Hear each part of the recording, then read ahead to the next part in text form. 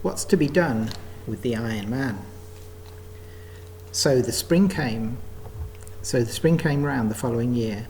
Leaves unfurled from the buds, daffodils spread up from the soil, and everywhere the grass shook new green points. The round hill over the Iron Man was covered with new grass. But before the end of the summer, sheep were grazing on the fine grass on the lovely hillock.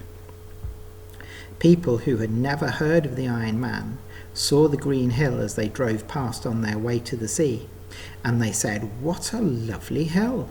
What a perfect place for a picnic." So people began to picnic on top of the hill. Soon, quite a path was worn up there by people climbing to eat their sandwiches and take snaps of each other. One day, a father, a mother, a little boy and a little girl stopped their car and climbed the hill for a picnic. They had never heard of the Iron Man, and they thought the hill had been there forever. They spread a tablecloth on the grass. They set down the plate of sandwiches, a big pie, a roasted chicken, a bottle of milk, a bowl of tomatoes, a bag full of boiled eggs, a dish of butter, a loaf of bread, with cheese and salt and cups. The father got his stove going to boil some water for tea, and they all lay back on rugs, munching food and waiting for the kettle to boil under the blue sky. Suddenly the father said, "That's funny." "What is?" asked the mother. "I felt the ground shake," the father said, "here, right beneath us." "Probably an earthquake in Japan," said the mother. "An earthquake in Japan?" cried the little boy. "How could that be?" So the father began to explain how an earthquake in a far distant country that shakes down buildings and empties lakes sends a jolt right through the earth. People far away in other countries feel it as if it's nothing more than a slight trembling of the ground.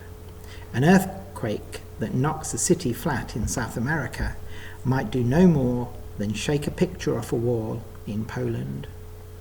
But as the father was talking, the mother gave a little gasp, then a yelp.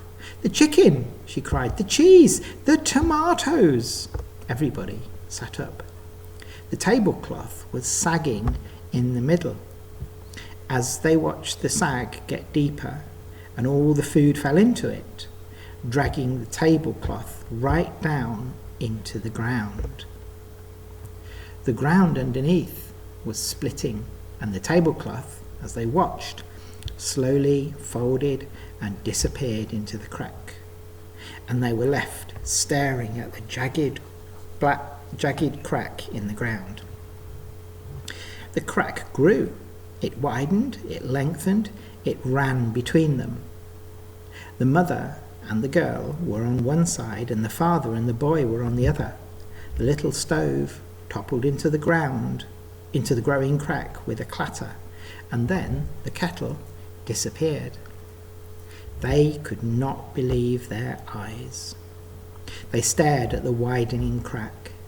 Then, as they watched, an enormous iron hand came up through the crack, groping around in the air, feeling over the grass on either side of the crack. It nearly touched the little boy, and he rolled over backwards.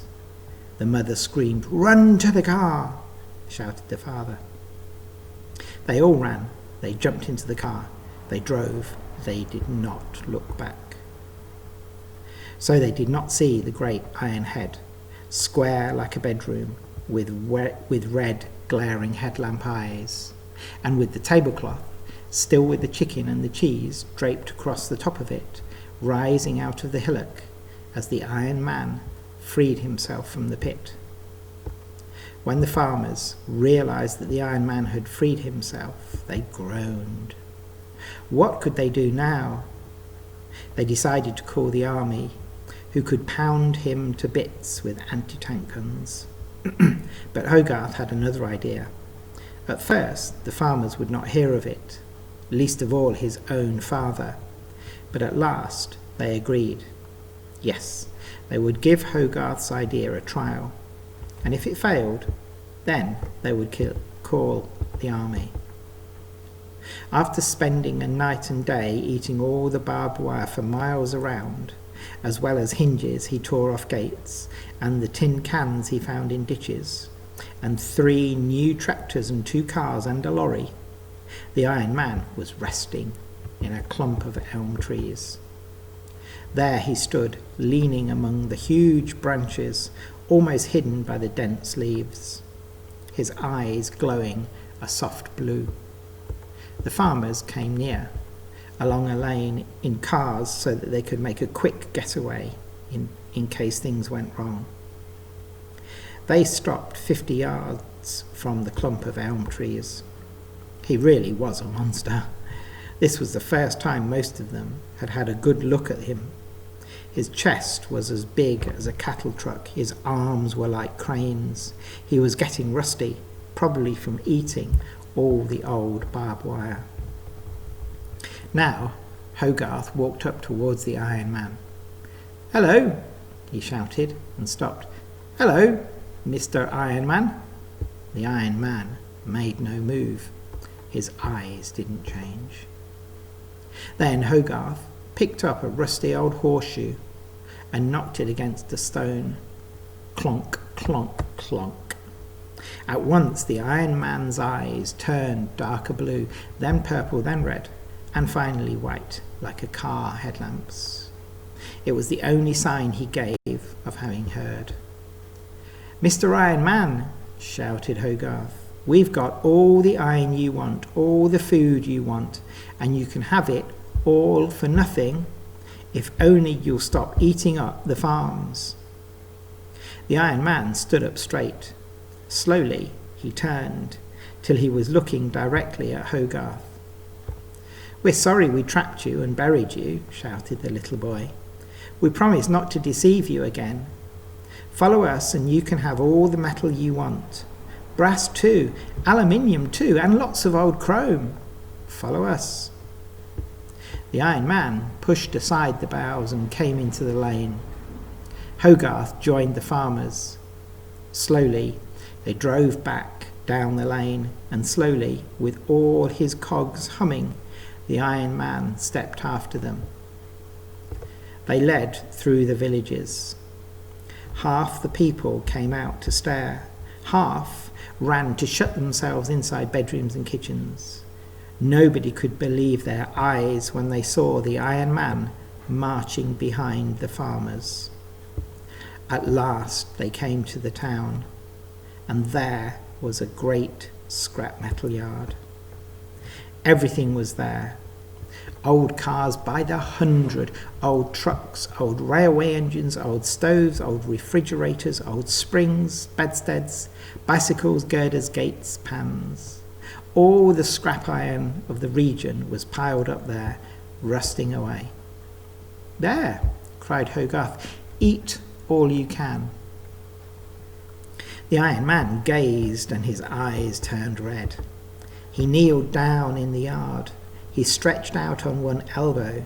He picked up a greasy black stove and chewed it like a toffee. There were delicious crumbs of chrome on it. He followed that with a double-decker bedstead, and the brass knobs made his eyes crackle with joy. Never before had the Iron Man eaten such delicacies.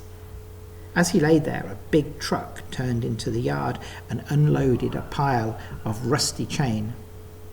The Iron Man lifted a handful and let it dangle into his mouth, better than any spaghetti.